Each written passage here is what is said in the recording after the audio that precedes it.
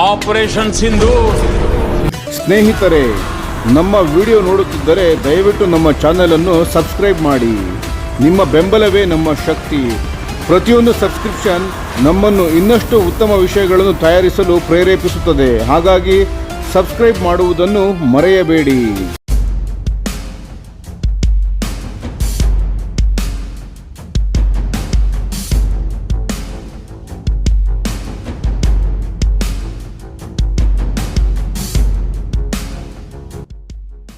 ಭಾರತದ ಹೊಸ ಜಲಾಂತರ್ಗಾಮಿ ನೌಕೆ INS ಅರಿದಮನ್. ನಮಸ್ಕಾರ ಗೆಳೆಯರೇ, ದೇಶ ಪ್ರೇಮಿಗಳೇ, ನಮ್ಮ ಯೂಟ್ಯೂಬ್ ಚಾನಲ್ಗೆ ಸ್ವಾಗತ. ನಿಮಗೆ ಭಾರತದ ರಕ್ಷಣಾ ಸಾಮರ್ಥ್ಯವನ್ನು ಗಣನೀಯವಾಗಿ ಹೆಚ್ಚಿಸಲಿರುವ ಅತ್ಯಾಧುನಿಕ ನ್ಯೂಕ್ಲಿಯರ್ ಜಲಾಂತರ್ಗಾಮಿ ನೌಕೆಯೊಂದರ ಬಗ್ಗೆ ಮಾತನಾಡೋಣ. ಭಾರತವು ತನ್ನ 3ನೇ ಪರಮಾಣು ಚಾಲಿತ ಕ್ಷಿಪಣಿ ಜಲಾಂತರ್ಗಾಮಿ ನೌಕೆಯಾದ INS ಅರಿದಮನ್ ಅನ್ನು ಸೇವೆಗೆ ಸೇರಿಸಲು ಸಿದ್ಧತೆ ನಡೆಸಿದೆ. ಈ ನೌಕೆಯು ಅಂತಿಮ ಪ್ರಯೋಗಗಳನ್ನು ಫೈನಲ್ ಟ್ರಯಲ್ಸ್ ಅನ್ನು ಪೂರೈಸಿ ಶೀಘ್ರದಲ್ಲೇ ಕಾರ್ಯಾರಂಭ ಮಾಡಲಿದೆ ಎಂದು ನೌಕಾದಳದ ಮುಖ್ಯಸ್ಥರಾದ ಅಡ್ಮಿರಲ್ ದಿನೇಶ್ ಕೆ ತ್ರಿಪಾಠಿ ಅವರು ಈ ವಾರ ತಿಳಿಸಿದ್ದಾರೆ. ಅರಿದಮನ್ ಈಗಾಗಲೇ ಕಾರ್ಯಾಚರಣೆಯಲ್ಲಿರುವ INS ಅರಿಹಂತ್ ಮತ್ತು INS ಅರಿಗಾತ್ ನಂತರ ದೇಶದ 3ನೇ ಸ್ವದೇಶಿ ನಿರ್ಮಿತ SSBN ಆಗಿರಲಿದೆ. ಇದರ ಸೇರ್ಪಡೆಯು ಭಾರತದ ಸಮುದ್ರ ಆಧಾರಿತ ಪರಮಾಣು ಪ್ರತಿಬಂಧಕ ಸಿ ಬೇಸ್ಡ್ ನ್ಯೂಕ್ಲಿಯರ್ ಡಿಟರೆಂಟ್ ಶಕ್ತಿಯನ್ನು ಗಣನೀಯವಾಗಿ ವಿಸ್ತರಿಸಲಿದೆ. ಬೃಹತ್ ವಿನ್ಯಾಸ, ದೂರಗಾಮಿ ಸಾಮರ್ಥ್ಯ.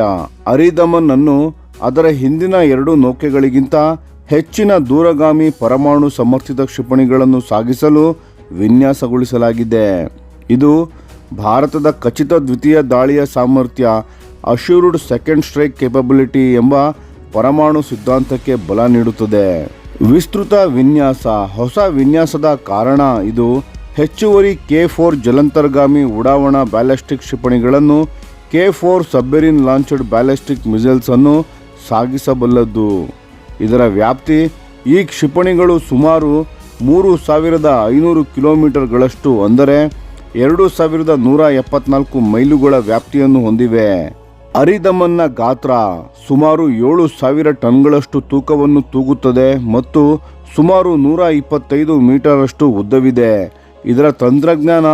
ಇದು ಅತ್ಯಾಧುನಿಕ ಉಶಸ್ ಮತ್ತು ಪಂಚೇಂದ್ರಿಯ ಸೋನಾರ್ ಸೂಟ್ಗಳನ್ನು ಹೊಂದಿದ್ದು ಕಣ್ಗಾವಲು, ಗುರಿಯನ್ನು ನಿರ್ಧರಿಸಲು ಮತ್ತು ನೀರೊಳಗಿನ ಸಂವಹನಕ್ಕೆ ಸಹಾಯ ಮಾಡುತ್ತದೆ.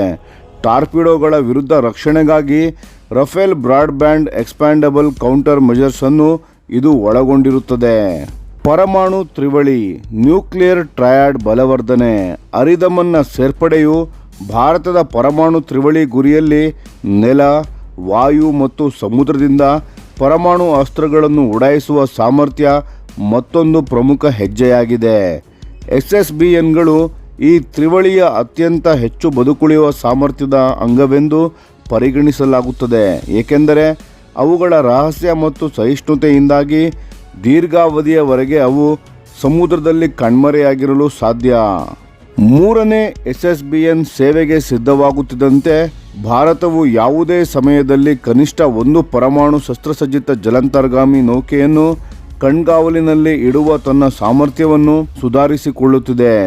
ಇದು ಸುರಕ್ಷಿತ ದ್ವಿತೀಯ ದಾಳಿಯ ಸಾಮರ್ಥ್ಯವನ್ನು ಖಚಿತಪಡಿಸಿಕೊಳ್ಳಲು ಪ್ರಮುಖ ಅಗತ್ಯವಾಗಿದೆ. ಜಿಯೋಪಾಲಿಟಿಕ್ಸ್.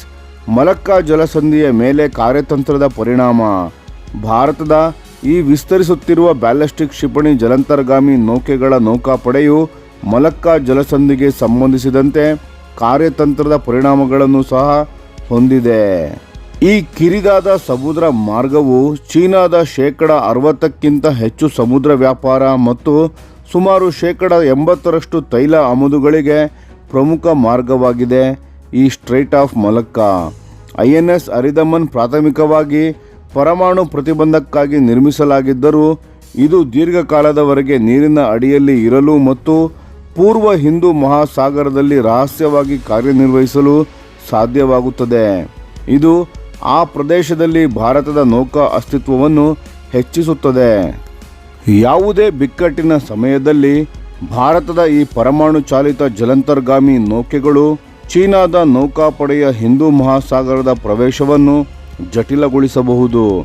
ಒಟ್ಟಾರೆಯಾಗಿ ಈ ಸಾಮರ್ಥ್ಯವು ಚೀನಾದ ಅತ್ಯಂತ ದುರ್ಬಲವಾದ ಸಮುದ್ರ ಸಂವಹನ ಮಾರ್ಗದ ಮೇಲೆ ನವದೆಹಲಿಗೆ ಒಂದು ಕಾರ್ಯತಂತ್ರದ ಪ್ರಭಾವವನ್ನು ನೀಡುತ್ತದೆ. ಬಿಕ್ಕಟ್ಟಿನ ಸ್ಥಿರತೆಯ ಯೋಜನೆಗಳಲ್ಲಿ ಭಾರತಕ್ಕೆ ಬಲವನ್ನು ಒದಗಿಸುತ್ತದೆ. ನೌಕಾಪಡೆಯ ಹೊಸ ಉಪಕ್ರಮಗಳು. ಅಡ್ಮಿರಲ್ ತ್ರಿಪಾಠಿ ಅವರು ಈ ವರ್ಷ ನೌಕಾಪಡೆಯು ಪ್ರಾರಂಭಿಸಿದ ಕೆಲವು ಪ್ರಮುಖ ರಾಜತಾಂತ್ರಿಕ ಔಟ್ರೀಚ್ ಕಾರ್ಯಕ್ರಮಗಳನ್ನು ಸಹ ಎತ್ತಿ ತೋರಿಸಿದ್ದಾರೆ. Indian ocean ship IOS Sagar ಉಪಕ್ರಮ. ಇದರಲ್ಲಿ INS ಸುನಯನ ಹಡಗು ಭಾರತದ ನೆರೆಯ 9 ಹಿಂದೂ ಮಹಾಸಾಗರ ಪ್ರದೇಶದ ವ್ಯಾಪ್ತಿಯಲ್ಲಿರುವ ರಾಷ್ಟ್ರಗಳ 44 ಸಿಬ್ಬಂದಿಯೊಂದಿಗೆ 1 ತಿಂಗಳ ನಿಯೋಜನೆಯನ್ನು ಪೂರೈಸಿತ್ತು. ಇದು ಪ್ರಾದೇಶಿಕ ಸಹಕಾರವನ್ನು ಹೆಚ್ಚಿಸುವ ಗುರಿಯನ್ನು ಹೊಂದಿತ್ತು. ಆಫ್ರಿಕಾ ಭಾರತದ ಮ್ಯಾರಿಟೈಮ್ ಎಂಗೇಜ್ಮೆಂಟ್ ಸಮನ್ವಯ. 9 ಆಫ್ರಿಕನ್ ರಾಷ್ಟ್ರಗಳ ಸಹಭಾಗಿತ್ವದಲ್ಲಿ ಈ ಕಾರ್ಯಕ್ರಮ ನಡೆಸಲಾಯಿತು. ಇದು ಜಂಟಿ ವ್ಯಾಯಾಮಗಳು ಮತ್ತು ವಿನಿಮಯಗಳನ್ನು ಒಳಗೊಂಡಿತ್ತು. ಈ ಎರಡೂ ಉಪಕ್ರಮಗಳು ಭಾಗವಹಿಸುವ ದೇಶಗಳಿಂದ ಸಕಾರಾತ್ಮಕ ಪ್ರತಿಕ್ರಿಯೆಯನ್ನು ಪಡೆದಿವೆ ಮತ್ತು ಹಿಂದೂ ಪೆಸಿಫಿಕ್ ಮತ್ತು ಆಫ್ರಿಕಾದಾದ್ಯಂತ ಸಹಕಾರಿ ಕಡಲ ಭದ್ರತೆಯಲ್ಲಿ ಭಾರತದ ಹೆಚ್ಚುವರಿ ಪಾತ್ರವನ್ನು ಎತ್ತಿ ಹಿಡಿದಿವೆ. INS ಅರಿದಮನ್ನ ಸೇರ್ಪಡೆಯು ದಿನಾಂಕವನ್ನು ಇನ್ನೂ ಘೋಷಿಸಲಾಗಿಲ್ಲ, ಆದರೆ ಅಂತಿಮ ಮೌಲ್ಯಮಾಪನಗಳು ನಡೆಯುತ್ತಿದ್ದು ಶೀಘ್ರದಲ್ಲೇ ಇದು ದೇಶದ ರಕ್ಷಣಾ ಸೇವೆಗೆ ಲಭ್ಯವಾಗಲಿದೆ.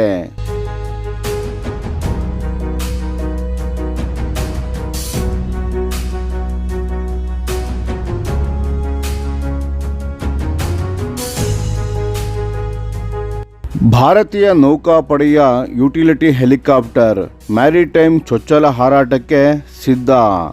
ಭಾರತದ ನೌಕಾ ವಾಯುಯಾನ ಸಾಮರ್ಥ್ಯಕ್ಕೆ ಒಂದು ದೊಡ್ಡ ಉತ್ತೇಜನ ನೀಡುವ ಮಹತ್ವದ ಸುದ್ದಿ ಇಲ್ಲಿದೆ. ಹಿಂದೂಸ್ತಾನ್ ಏರೋನಾಟಿಕ್ಸ್ ಲಿಮಿಟೆಡ್ ಅಂದರೆ HALನ ಅಧ್ಯಕ್ಷರು ಮತ್ತು ವ್ಯವಸ್ಥಾಪಕ ನಿರ್ದೇಶಕರು CMD DK ಸುನಿಲ್ ಅವರು ಭಾರತೀಯ ನೌಕಾಪಡೆಯ ಬಹುನಿರೀಕ್ಷಿತ ಯುಟಿಲಿಟಿ ಹೆಲಿಕಾಪ್ಟರ್ ಮ್ಯಾರಿಟೈಮ್ UHMನ ಮೊದಲ ಮೂಲ ಮಾದರಿಯನ್ನು ಸಿದ್ಧವಾಗಿದೆ ಎಂದು ಖಚಿತಪಡಿಸಿದ್ದಾರೆ. ಮತ್ತು ಬಹುಮುಖ್ಯವಾಗಿ ಈ ವರ್ಷದ ಕೊನೆಯಲ್ಲಿ ಈ ಹೆಲಿಕಾಪ್ಟರ್ ತನ್ನ ಮೊದಲ ಹಾರಾಟವನ್ನು ನಡೆಸಲಿದೆ. ಡೆವಲಪ್ಮೆಂಟ್ ಮತ್ತು ಬಳಕೆಯ ಪರೀಕ್ಷೆಗಳು ಪೂರ್ಣಗೊಂಡ ನಂತರ ಈ ಅತ್ಯಾಧುನಿಕ ಹೆಲಿಕಾಪ್ಟರ್ ಅನ್ನು ಮುಂದಿನ 2 ವರ್ಷಗಳಲ್ಲಿ ನೌಕಾಪಡೆಗೆ ಹಸ್ತಾಂತರಿಸುವ ನಿರೀಕ್ಷೆ ಇದೆ. ಈ UHMನ ವಿಶೇಷತೆಗಳು. ಈ UHM ಹೆಲಿಕಾಪ್ಟರ್ ಏನಿದೆಯಲ್ಲ, ಇದು ಈಗಾಗಲೇ ಯಶಸ್ವಿಯಾಗಿ ಕಾರ್ಯನಿರ್ವಹಿಸುತ್ತಿರುವ ಅಡ್ವಾನ್ಸ್ಡ್ ಲೈಟ್ ಹೆಲಿಕಾಪ್ಟರ್ ALH ಧ್ರುವನ ವಿಶೇಷ ಸಮುದ್ರ ಆವೃತ್ತಿಯಾಗಿದೆ. ಆದರೆ ಇದು ಕೇವಲ ಮಾರ್ಪಾಡು ಮಾತ್ರ ಮಾಡಿಲ್ಲ. ನೌಕಾಪಡೆಯ ಕಾರ್ಯಾಚರಣೆಯ ಅಗತ್ಯಗಳನ್ನು ಪೂರೈಸಲು ವಿಶೇಷವಾಗಿ ಹಡಗುಗಳ ಮೇಲಿನ ಕಾರ್ಯಚಟುವಟಿಕೆಗಳು, ಕರಾವಳಿ ಕಾರ್ಯಾಚರಣೆಗಳು ಮತ್ತು ಕಡಲ ಗಸ್ತು ಮ್ಯಾರಿಟೈಮ್ ರೆಕಾನಸೆನ್ಸ್ ಅಗತ್ಯಗಳಿಗಾಗಿ ಇದನ್ನು ವ್ಯಾಪಕವಾಗಿ ಮರುವಿನ್ಯಾಸಗೊಳಿಸಲಾಗಿದೆ.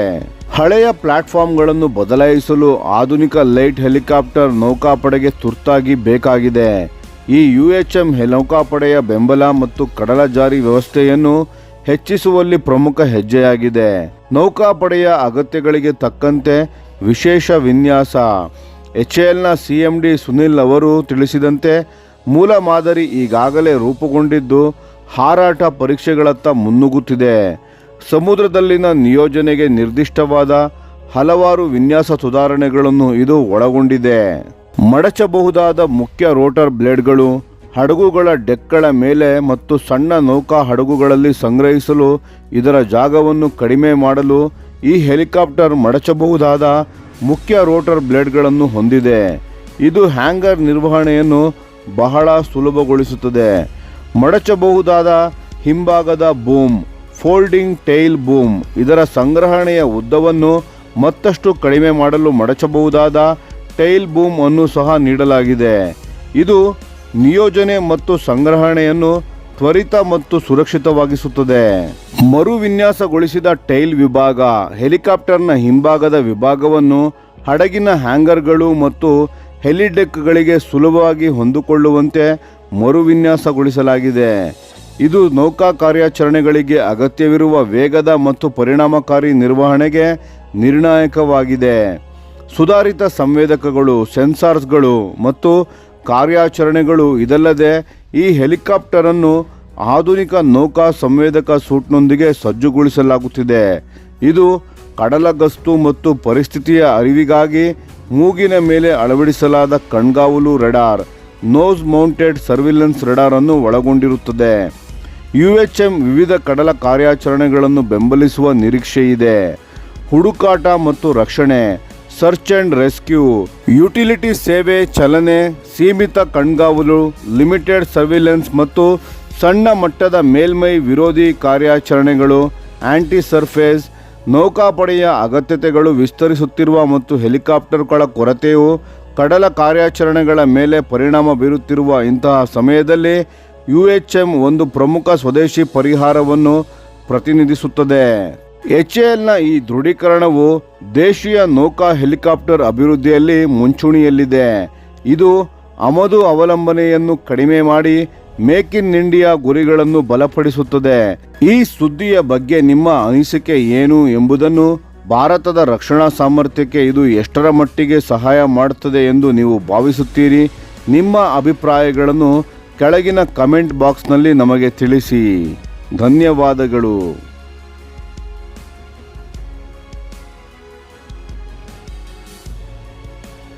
ಈ ವಿಡಿಯೋ ನಿಮಗೆ ಇಷ್ಟವಾಗಿದ್ದರೆ ಲೈಕ್ ಮಾಡಿ ಮತ್ತು ನಮ್ಮ ಚಾನೆಲ್ ಅನ್ನು ಸಬ್ಸ್ಕ್ರೈಬ್ ಮಾಡಿ ಹಾಗೂ ಬೆಲ್ ಐಕಾನ್ ಒತ್ತಿ. ಯಾವ ಅಪ್ಡೇಟ್ಗೂ ಮಿಸ್ ಆಗಬೇಡಿ. ಡಿಫೆನ್ಸ್ ಸುದ್ದಿಗಳನ್ನು ತ್ವರಿತವಾಗಿ ಪಡೆಯಿರಿ. ನಿಮ್ಮ ಬೆಂಬಲವೇ ನಮ್ಮ ಶಕ್ತಿ. ಭಾರತ ಬಲಿಷ್ಠವಾಗಲಿ ಎಂದು ಆಶಿಸುತ್ತಾ ಭಾರತ ಮಾತೆಗೆ ಜೈ. ಧನ್ಯವಾದಗಳು.